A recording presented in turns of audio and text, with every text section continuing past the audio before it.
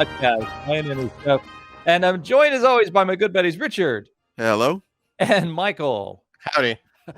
These Jamokis like to debate and deliberate the most ubiquitous aspects of a variety of topics, and this time around, you may have guessed by the thing that's up on the screen. This is the Mount Rushmore of magazine subscriptions you had. Richard, Michael, from whence came the idea?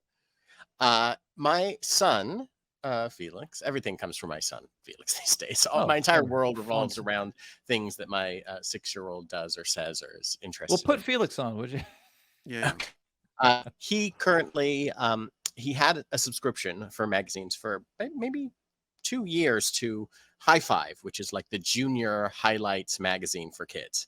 And then he's recently switched over in the last few months to just plain highlights, where it's things, there's a little bit more storytelling. The things they talk about are a bit more, not grown up, but they're for, kids that are 6 to 10-year-old instead of 2 to 6 years old, that sort of thing. Yeah. And he's always very excited to get a magazine, but he opens it and we read it one time and he's done. He doesn't care about it. And then we have all of these internal sort of mishigosh of do we hold on to it? Do we throw it out? And I'm like, no, it's a fucking magazine. Get rid of it. Hold on to it for 2 months or 3 months at the tops. Yeah. And then you're not going to reread it and then throw it away. Recently an issue came in that had the same sort of effect. It's on his side table and we've looked through it once and it's basically, to be recycled. And I thought, what magazine subscriptions have I had growing up as a kid and as an adult? And what we still get, Emily, my wife, she has a couple of different subscriptions that come in. And I just thought it was one, I like these personal topics because I love to see Richard. I just love to see Jeff judge us for things that are just very personal to us, which feels like, of course. I love being put on the cross that way.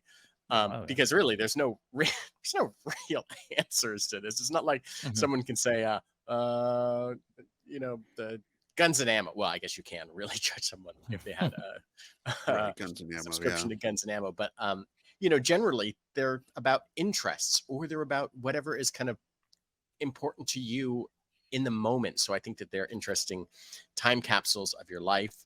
But then also sometimes you have a subscription and you're like, did I subscribe to this? Does someone subscribe me to this?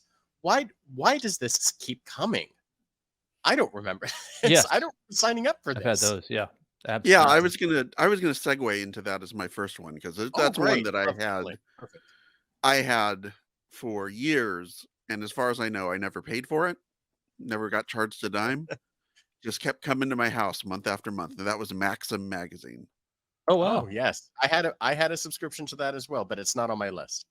Well, we were all lads of a certain age when Maxim was popular, so of course we had subscriptions to it. No, it just showed up one day. It just showed up at my house, some Maxim magazine with who knows, some Jenny McCarthy in a bikini on it or somebody like that. And it was just like, okay, I guess I'm getting this now. Yeah. And, it was a crap magazine for the most part. I mean, it was very specific to a certain place and time in my life. And I think in culturally, just sort of the lad, as they would call it in England, the lad culture. Yeah. Kind of the bro culture a little bit. And I had a little bit of that in me in my 20s. So I can't act like I'm too superior or too much above it. Mm-hmm. And there was the occasional really funny article that would sneak its way in there, a really interesting article. I always like it's a little bit like they had a little bit of just kind of like culture stuff in terms of a little bit of technology, a little bit of fashion, a little bit of an interview with probably I don't know, Seth Green. I assume every fourth issue was an interview with Seth Green or Jack Black or someone that was coming up or somewhat relevant. Yeah. Yeah, to me, what wound up happening with me, and it stopped coming, and I never I think one day I finally got like a renewal Yeah. notice, and I was like, well, what am I renewing? I didn't pay for this, and I didn't sign up for this. But I think I realized it was basically like getting Playboy, except not as smart. It was like the dumb person's Playboy, and it wasn't even nude. Mhm. So what am I doing here, Hmm. really? There's no Alex Haley interviews, and Jenny McCarthy is in a bikini on Maxim versus Yeah. being fully nude in Playboy. So what am I even thinking? What are we even doing here? And I think that was probably at some point collectively male America came to that realization and went, "Oh, I don't really need this." Mhm. And then Maxim and FHM and whatever Yeah, other that similar was magazines all kind of went out of business at the same time. Do you think was that FHM. collective Okay, go ahead, Jeff. Go ahead. Oh, I was gonna ask, do you think that collective, aha moment for the culture was the internet? Like, "Oh, we get all this other kind of culture information and scantily whatever through AOL now," or something like that, you know? I think it was social media more than just the internet, Mm. because the Mhm. internet was around by the time Maxim was popular. But what I don't remember necessarily, I think social media was still pretty nascent. It was still like your MySpaces and things like that. Mhm. Mhm. I think once viral articles started to happen and you started to get, you know, why should I go to Maxim for snark about video games when I can read Sean Baby or Mhm. somebody like that, you know? Mhm. So, I think that viral articles, viral clips, things like that, once those started to be shared over social media and in a way that they would truly become viral and something that wasn't just emailed from person to person, but could really go out to millions of people almost instantly. I think that was probably the death knell for a publication like Maxim. Hmm. You know, I'm interested in knowing, for any listeners out there who are familiar with Maxim when it started, was it different? Because if you follow Playboy, it it kind of had a gradual descent. Actually, I think it kind of got more literary over 20 years and then spent the next 30 years becoming much less literary. There was a time when being a subscriber to Playboy meant that you were, I don't know, maybe not unsophisticated, but it does certainly doesn't have that reputation anymore. So I'm curious to see if Maxim had that. I know that's not the point for us to do the history of these magazines, but what I wonder Sure. if there was a time when it was actually, a real I a seem to good brand. remember, and I may be completely talking out of my ass on this one, but my gut instinct is that Playboy actually sort of lowered the level of their sophistication because of publications like Mhm. Maxim. Yeah, And I think that if there was a cause and effect to it, that's probably what it was. yeah, interesting. Okay, Michael, what's your first? Well, I'm just going to go in timeline order from what I remember collecting or getting a subscription to, just because I was thinking about Felix. And my first magazine that I had a subscription to was as a kid, and it was definitely He-Man and the Masters of the Universe magazine. And this is one of those things that, like, I'm sure I just saw an advertisement for it um, someplace else, probably on the back of a toy box, or I probably saw a advertisement on like some sort of spinner rack at like a Toys R Us or like a KB Toys or something, and probably got it. And then every month you'd get this thing, and inside it was, these dopey puzzles that you could do where like it was a grid of dots, and you could play this game where you took turns drawing lines and you put your initials in, whatever. Or it was like an article about He-Man, Mhm. some sort of like comic or an adventure story or some sort of coloring page. It was just like a big activity magazine. But the things that stand out mostly is because I was talked about this on the show a ton, obsessed with He-Man. It was like my toy that has surpassed every other toy that I've ever owned in terms of uh, its influence on how I was as a kid. Like nothing stood up to it. Like, eventually it went away, and the GI Joes came and went. They were a little part of it, and Transformers a little bit, and Star Wars. But I didn't have subscriptions to whatever those Mhm. magazines if they even had it. But definitely He-Man and the Masters of the Universe magazine was like the one that was like so super important. Um, they had a contest in it. I must have been probably 8 years old or 9, I would say, maybe 8, something like that. And it was a create a character contest. And the create a character contest, basically it asks you to write in and draw a picture. And it was for kids, whatever. And you drew a picture and you sent it in, and they selected 5 people of characters. And then it had like a phone number, like a few months later for you to vote on. And I sat down with my grandmother, and she was the one that would draw with me, and we drew a character that was like this octopus guy that had like these octopus tentacles coming off his head, great stuff. I don't remember the name of it. Probably should have won.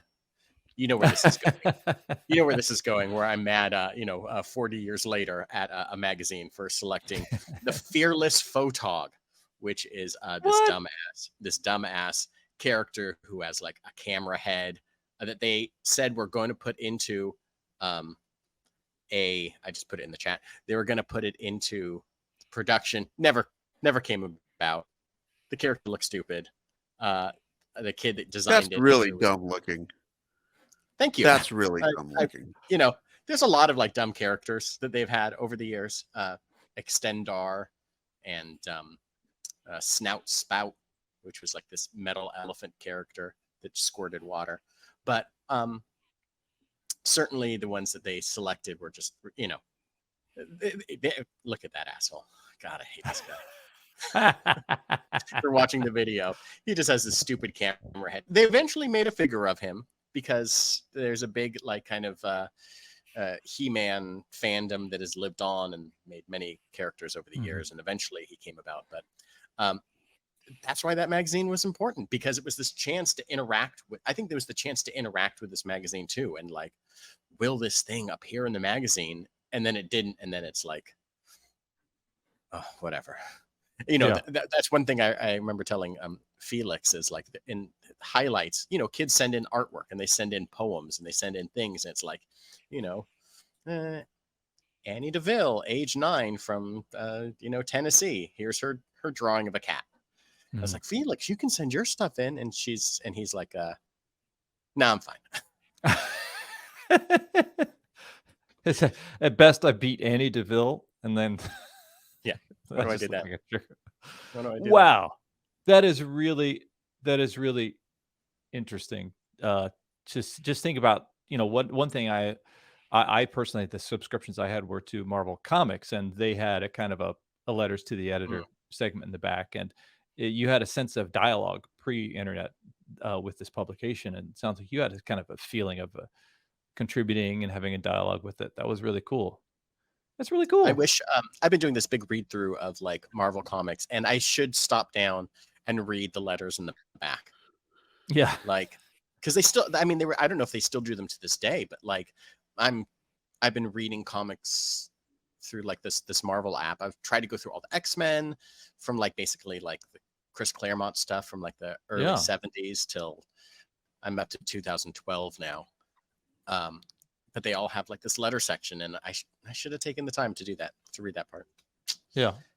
Thanks, Jeff. One more regret. Well, who needs to raise your kid? You don't need to do that. You need to read those letters. Okay, Richard, what's your second one? All right, my second choice is the first one of the first magazines I can remember getting as a kid, and it was Sporting News magazine.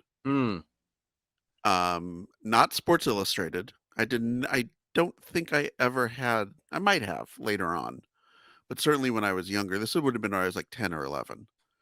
And Sporting News was a weekly magazine, and it was like a tabloid, so it was bigger than a regular magazine. And it was probably about, I don't know, 50 or 60 pages, and it was just stuffed with all sorts of like, every sport had its own section, and each section had, here's who's hot and here's who's not. And there would be like gossip sections about like, here's what we're hearing. We're hearing that the Dodgers aren't very happy with Pedro Guerrero lately, and all of this sort of stuff. And it felt like a more substantive, it felt like what if you're a real sports fan, you're reading sporting news. You're not reading that kind of glossy Sports Illustrated, just sort of, a couple of give you feature articles and that's about it. This is for like the serious sports fan. And for me, being 10 or 11 years old, I felt like I was the shit getting sporting news, Hmm. I really felt like I was the smartest sports fan in my elementary school because I would read sporting news front to back and I knew everything about every player. And for a budding know-it-all, the ability I mean, this is the thing people, I think, of a certain age or younger don't realize. It's like we couldn't just go look online, go to Baseball Reference and see what the latest, baseball stats were. Each week at the back, they would list like, here's the leading batting average hitters for as of last week, and here's who's leading in home runs, and here's who's leading in RBIs and all of that. And that was really, other than your daily newspaper, if they happen to run something like that every once in a while, that was where you got your statistics and information from, was like a magazine. There was no internet to go, kids, there was no internet to go look this stuff up.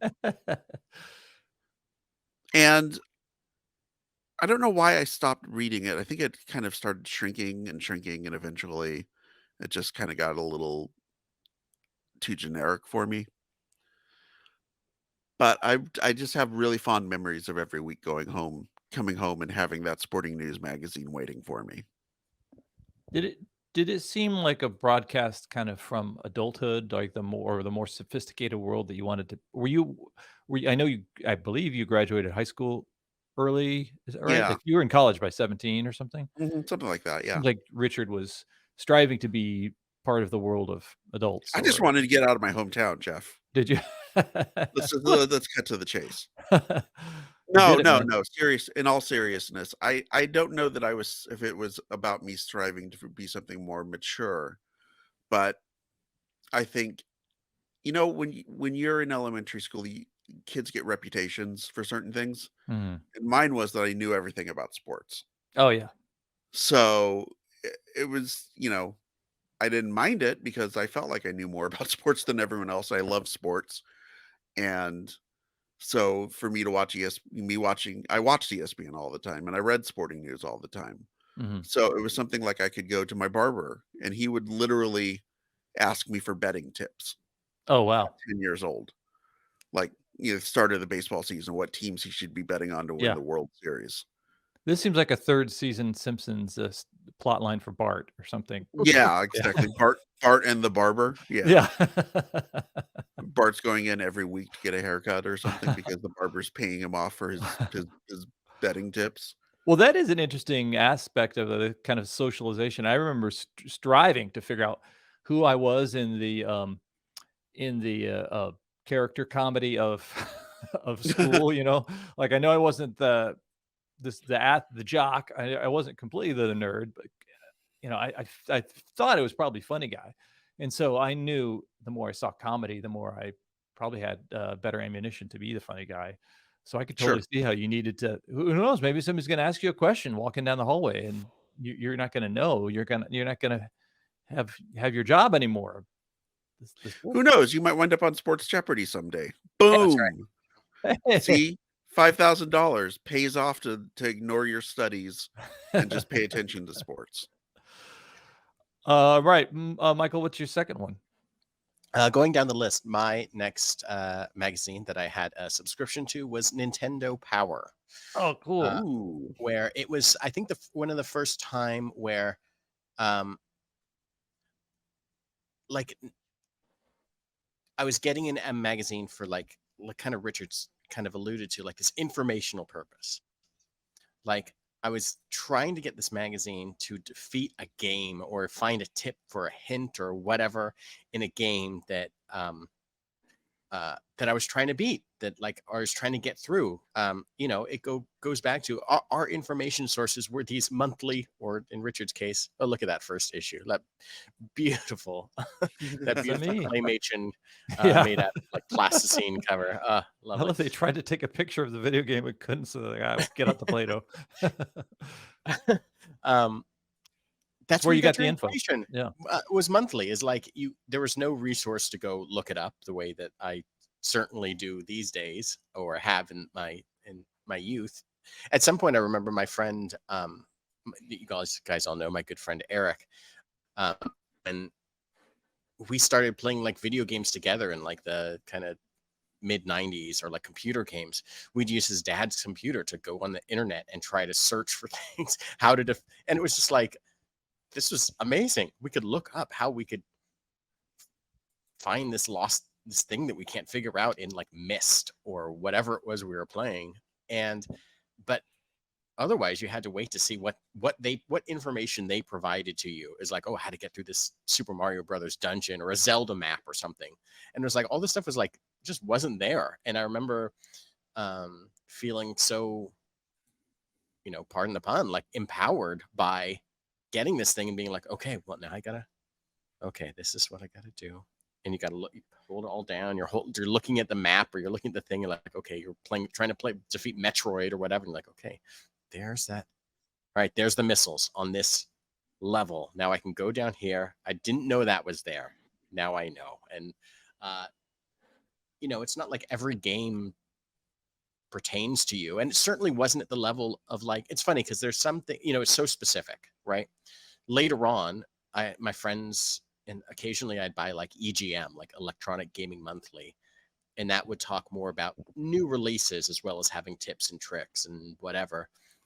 And I liked it, but it was never the same thing as how specific Nintendo Power was to the system that I had. And I probably grew out of it when I got like a Sega Genesis or whatever, because I don't remember there being like a really cool Sega magazine. There probably was. It was probably like Sega Power, or in the same vein as like Sega used to do. It was probably like Nintendo Power Sucks magazine or something, where it was just, they're just like, they're just shitting on the competition. What replaced it? Chat rooms or internet, or do you think it? I guess so. I mean, still... I don't even. You mean like to this day? I mean, yeah. I have to think there was probably a very specific website that I would go to that was like the video game hints and tips website that I'm sure it doesn't exist anymore. But there used to be, just, you could just go and be like, okay, you're playing a new Zelda game from 15 years later, and you're just like, okay, I got to figure out how to get through this place now. Where's this ferry? I don't know. Yeah. Well, that's so much fun. That's so much fun. It's weird to think that as a kid, though, like if you didn't know how to defeat, get to another level or something, you knew, well, at least in a month from now, I might have a hint in this magazine. Yeah, an older neighbor could do it, or you'd have to figure it out somehow, or some know-it-all walking down the street, listing Ken Griffey Jr. batting average, and also he happened to know like he batted 312 in 1993, by the way. Okay, sports expert. You read that in Sporting News. Yeah, I did. You know what? I had issues of Nintendo Power. I never had a a subscription. Yeah. I had Electronic Games, which was like the forerunner of it. Oh, I love all of Richard's like knockoff, C-list great magazines. value.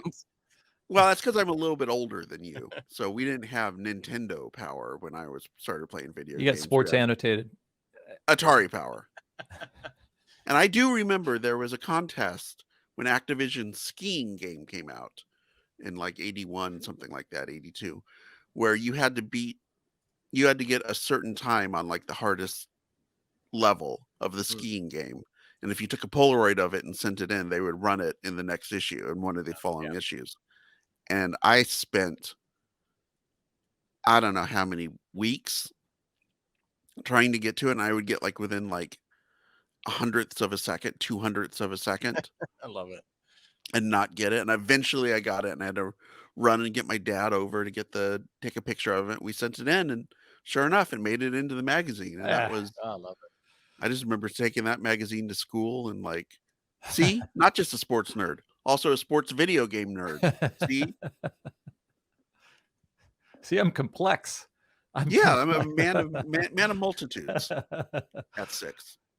Oh, multitudes is who answered our call out on the internet when we asked people about magazines that they had, and I most people went to their youth and said, I had this magazine or that magazine during my youth, but there was a commonality. I'm not doing a very good job of showing this up here right now, but there's a commonality. Mad Magazine was definitely one that a lot of people had read, and I Sure. know that could be on the docket later on. Um, Highlights magazine was definitely one that people responded to and said that they had highlights. Fan of the podcast, Justin Marchant said he had Nintendo Power, so that's really cool that he had that. But it was really interesting to hear some of the reasons why. Tom Winter, a friend, um, he loved Boy's Life, but one of the reasons he liked it was ads for military boarding schools far from home. Oh, Like he boy. fantasized about being sent off away from home to a military boarding school just so he could leave home. And I was amazed at how many people had National Lampoon subscriptions, Mm. probably before they should have had National Lampoon Sure. subscriptions. A Nat Geo World, Nat Geo for Kids, and there was a lot of this is for a certain era of person, a certain vintage of person. Dynamite magazine, Bananas magazine, Pizzazz magazine, a lot of those out there. So that was a lot of fun to read that. And thanks for those folks who responded. But yeah, definitely Highlights magazine. Now when Felix went from High Five to Highlights, was he like now the seedy underbelly that I've been that I've been looking for? Was No, there he something- barely recognized the difference. I mean, honestly, Okay. it was more like he was losing interest in the stuff in High Yeah. Five, even though it was just kind of like, it's the same thing. It's like Yeah. it's just like a lesser version of the same thing. I don't know. Yeah, he went from Sesame Street to Electric Company and just got a little. Yeah, basically. Just you're just watching, you're just flipping the channel, and it's like, okay, this is the cartoon that's on at 6 o'clock or whatever. Instead Yeah. of 2:30. Yeah. All right, so why don't we go back to Yeah. Richard and get his third one. Yeah, my third one, Spy Magazine. Oh, fun. The, Now that's state- one that did change, right? Do you think over the years? No. Mm. Why did you like it? Well, I liked it because I was, when I kind of discovered it probably around like, I don't know, 89 or 90 or something, Mhm. about 88, let's say 12, 13, something like that. Yeah. When I was about 12 or 13. And as someone who was a kid whose comedic stylings were definitely very satirical and ironic in nature, Yeah. I found Spy to be like speaking directly to me. I mean, Yeah. if you're a kid who grew up watching David Letterman, and I taped every Mhm. episode and would come home and watch it every night. I was like the kid from Freaks and Geeks who comes home to watch Gary Shandling on The Tonight Show. Yeah. I was basically that kid with Letterman. And Spy Magazine felt like the Letterman show Mhm. in magazine format. Mhm. And it was also it made you that was one, I think, more so than like a Sporting News, which was still a sports publication, Mhm. that made you feel very sophisticated. And like, I mean, it was a very New York sort of publication, but even though it did deal with a lot of Los Angeles and Hollywood type stuff. Yeah. And it was very, very funny. I mean, I still see Donald Trump, and I think of their pejorative term for him, short-fingered vulgarian Donald Trump. I've heard that just today. Short finger, Bulgaria. Yeah, which they came up with, or dynastic misstep, Latoya Jackson. Oh wow. That's also another really popular one. And they would do things like that would just take down these celebrities in a way that no other publication really had before. Mhm. I mean, National Lampoon, you mentioned National Lampoon, they did that to some extent.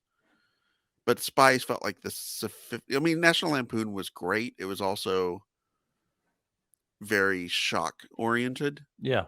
I mean, the humor could be very sophisticated or it could be very kind of vulgar. Mhm. And Spy was certainly a little bit more erudite Yeah. than that. It was like a smart ass New Yorker or New York Mhm. Magazine or Mhm. something like that. and I just loved it. It really spoke to me, you know, from a from where I was at of that age and who I thought I wanted to be. Yeah, Spy Magazine was where it was at. It was like Wow.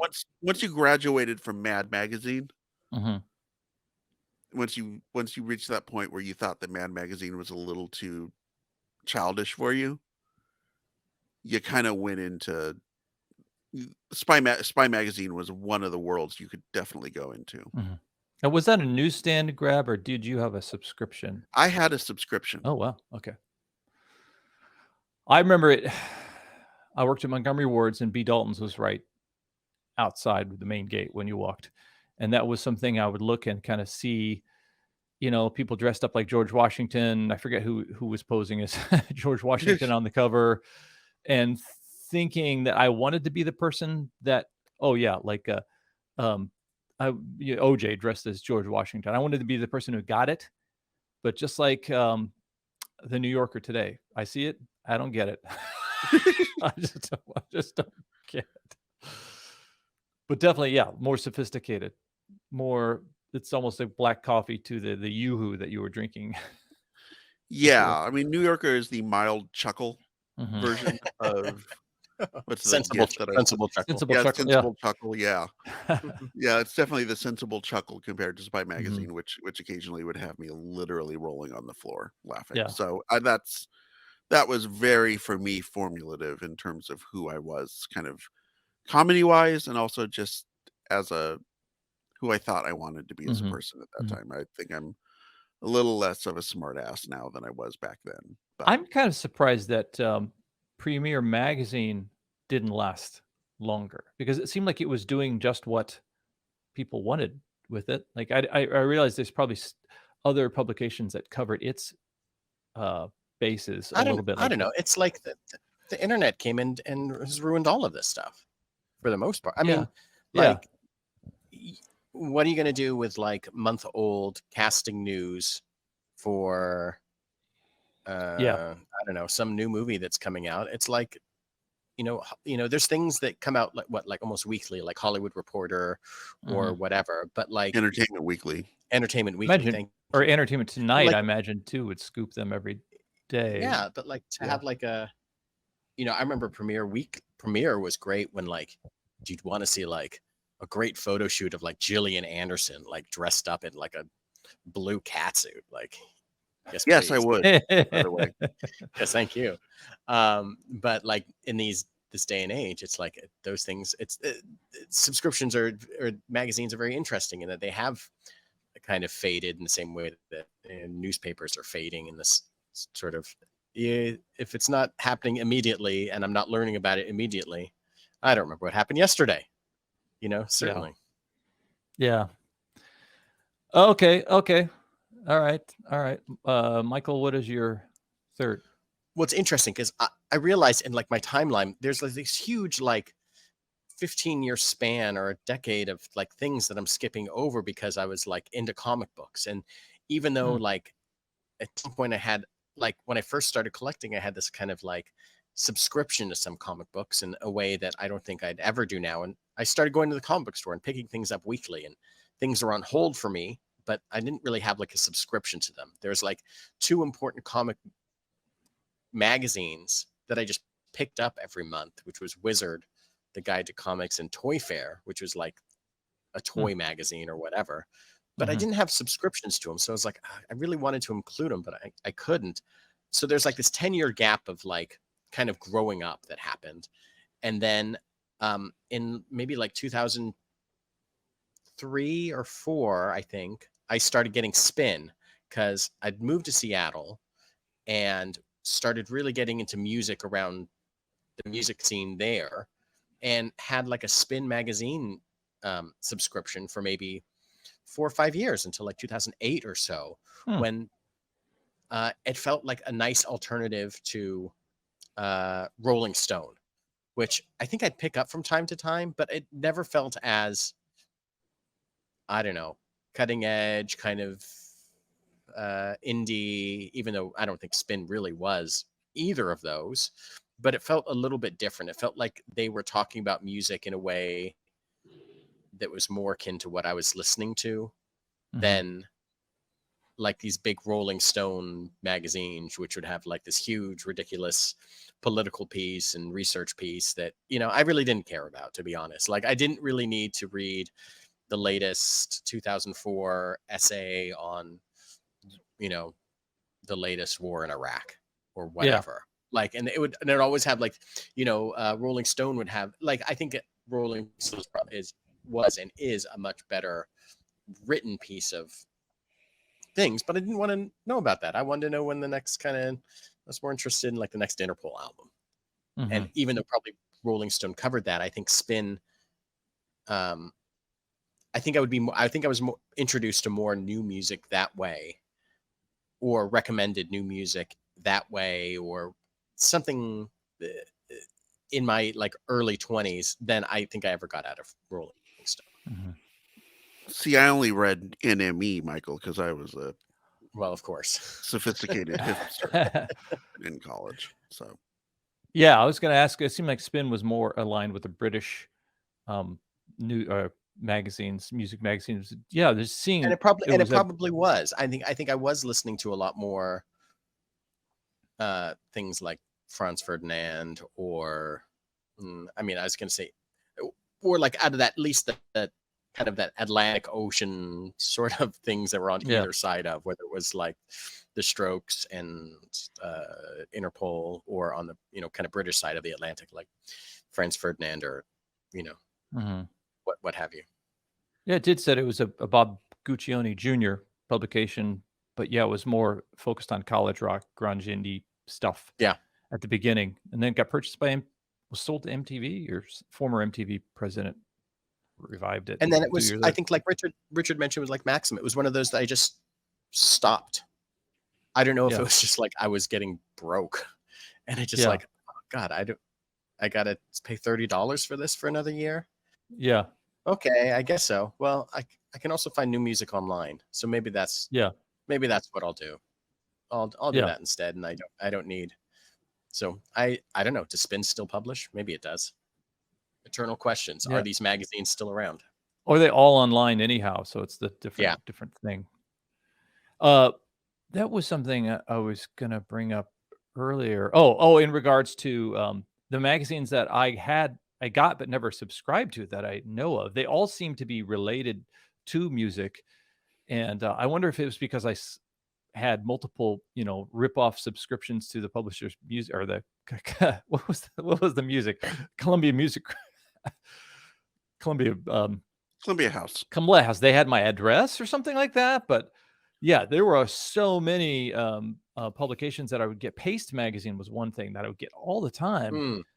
And it just seems like you would open it up and every third page was one of those blow-in cards, was like, like a thing for cigarettes or something. Like it was the pages were almost outnumbered by the little cards that were inside of it. But yeah, that was one of those. It always seems like the music ones were ones that I don't remember even subscribing to. Richard, what is your last one?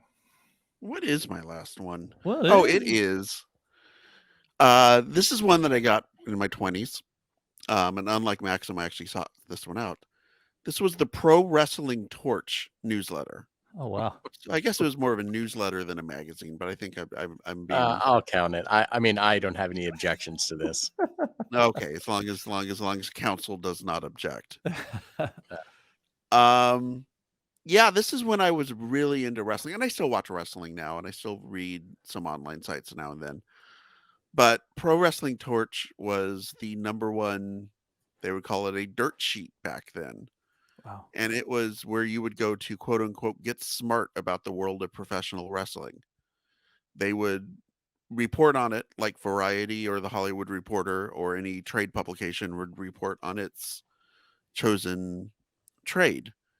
So you would have talk about, here's talk about the ratings of WCW Nitro versus Raw. Here's where these storylines might be going. Here's some rumors that we've heard about people who aren't happy with this wrestler backstage, and here's why. This person's injured, and this person might be coming over from Japan to work in WCW, Hmm. all that kind of stuff. And columnists talking, giving their opinions on the state of the wrestling industry. And God, I can't believe I spent that much time worrying about professional wrestling. Wow. But I watched a lot of wrestling back in the 90s. So, you can't, actually, it would have been probably like late 90s, early 2000s. Yeah. I mean, there was a online message board that I was active in that was Mhm. associated with the newsletter. And you felt like you were really in the know Mhm. if you got this publication or one of these types of publications. And if you went to a wrestling show or talked to a wrestling fan and you found out that they also got a publication like this, you knew, like, okay, we're simpatico here. We are like hardcore fans. Yeah. Did you feel like it was an extension of your sports, the authority, the research you needed for your job as sports authority? Do you feel? Yeah, kind of, I suppose. I mean, I think it was it was just I've always had a fascination with Mhm. wrestling and kind of not so much what happens on screen, but all the stuff that happens behind the screen, behind the Yeah. scenes, and all the fascinating stories and the lives these guys lead, and all the dramas and controversies. That's actually more dramatic than anything that happens Yeah. on screen or inside a ring. Mhm. So to find out all this, kind of like, oh, these guys got into a fight and one of them attacked the other one with a crowbar backstage, like for real, not like a fake crowbar, but like a real one. Whoa, like that's cool stuff. That Yeah. that makes you feel like you're really getting something. I Yeah. think there's something so interesting about all of this. I think it really speaks to um, our personalities. I remember um, there was like this moment in like 90, maybe late 96 or early 97, sometime in there, where um, like I was in college and really using the internet for the first time, right? I think this all kind of comes around to all these things coming and going and dying out because of the internet or whatever. But I remember being in college and logging on to like the university like web, through the university computers because I didn't have a computer itself, and like going to different websites to find like behind the scene footage of like Star Wars: The Phantom Menace, like pictures, Mm. like construction Right. pictures of like the new. I remember the first things I saw was like the like Naboo starfighter or like different things that were like these bright yellow starfighters and looking so like I remember feeling like, oh my god, I'm so excited for this. Oh god, 2 years later, boy, the heart dropped out of you. But that feeling of knowing something that somebody else doesn't know and then talking about it with someone who is like-minded, who are two people on the know, uh, when other people are totally blissfully unaware. Star Wars is coming out again? Okay. Like, and didn't care, right? Yeah. But then if you could talk to somebody about like going back to Richard, be like, if you could talk to somebody about what was happening with Mick Foley in like 1998 and everything surrounding wrestling at that time when it was like these two, you know, um, rival corporations or whatever you want to call them, like banging heads, and but like knowing the what's really going on behind, it's like dreadfully exciting. And to talk to other people and know other people that are within that social group, boy, it was amazing. I like and to just, oh yeah, I know it. I really know what's going on, especially within this wrestling world that at the time Mhm. I think was so much more guarded than it is Yes. now. The curtain's certainly been pulled back to that everyone is in on the kayfabe.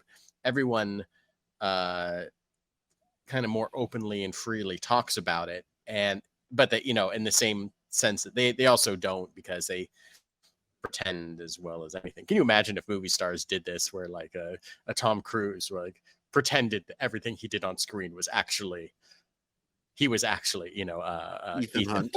Ethan Hunt.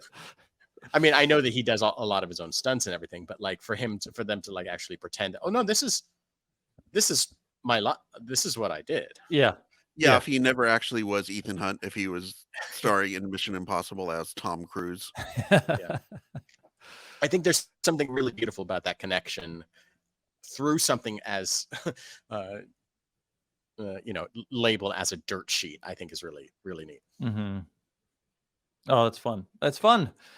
Your last one, Michael. My last one is oh god, I forgot the name of it. I have it written down, but I'm gonna Hustler myself for Wired magazine. At some point, Wired. At some point, probably like in the middle of, I don't know, the mid 2000s, maybe even late 2000s. I don't know how I got a subscription to Wired. I think someone gave me a subscription, and it was like, okay, I'll take that. That's kind of interesting. I had like this kind of a little bit of like, I'm kind of interested in technology. This world is pretty cool. There's things that I'm reading about that I have no idea. I can't follow along with so much of whatever is being discussed, but I'll try to. Oh, look, there's an advertising page and like a recommendation page for like a really cool, I don't know, gizmo. That's awesome. I love that.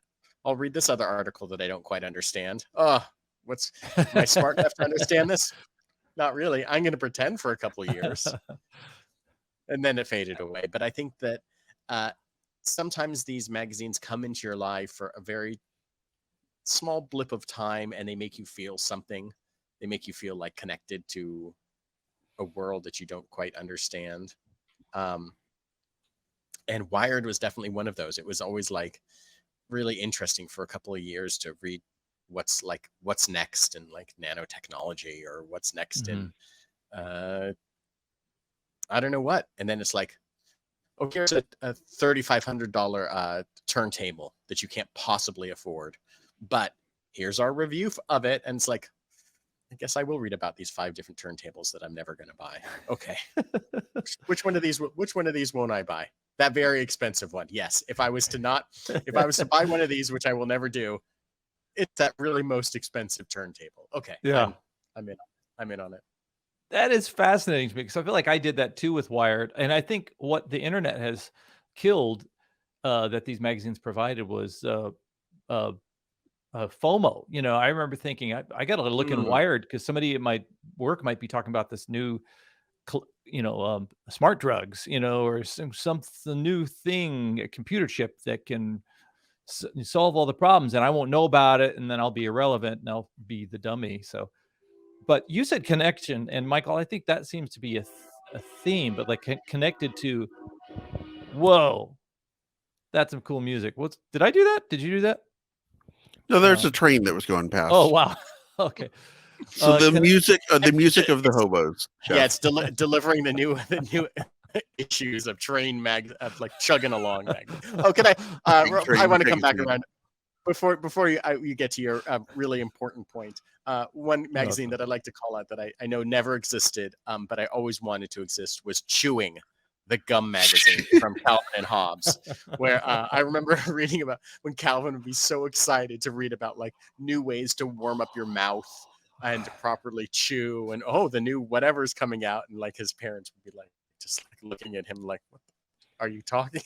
Like, what is this interest? And how I always thought that was such a fun commentary on ridiculous hobbies. But anyway, Jeff, go ahead. Do we save this for fictional magazines or We've already talked about Chewing and Sensible Chuckle, so I don't know. Okay. I think we've got the top 2. We've got them. We've got most of them. No, like that connection is what these magazines provide.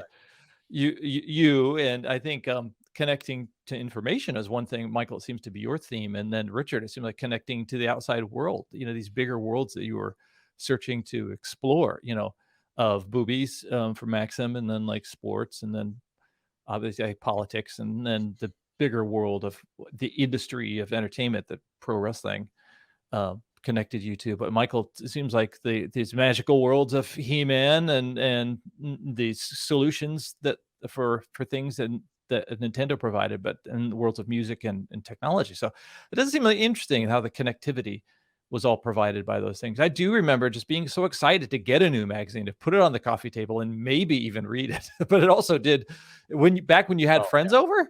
Oh my God, the magazines were kind of a way to kind of show who you were. But Super cool. I have this wonderful like I have this wonderful like picture book or like a photo album, sort of whatever, of like great Morrissey photos from like the Oh yeah. late 80s, early 90s, that's sitting out on like our coffee table, That's ottoman so thing that awesome. nobody has ever picked up because nobody comes over anymore. But it's All there. right. It's waiting to be not Waiting to looked be at. observed. All right, so let's go with these. Let's go with He-Man. Did the sound Yeah, effect because happen? that camera guy thing was just so ridiculous. That was good. Oh, that Fearless boy, photog. the Fearless Photog was pretty great. Let's go with Nintendo Power.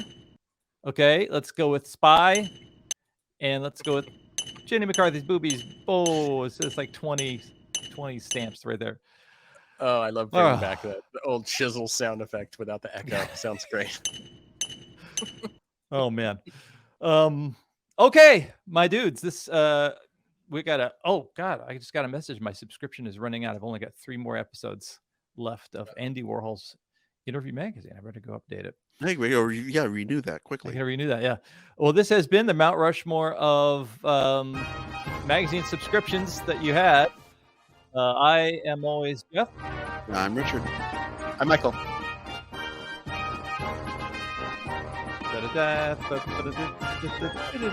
Fading.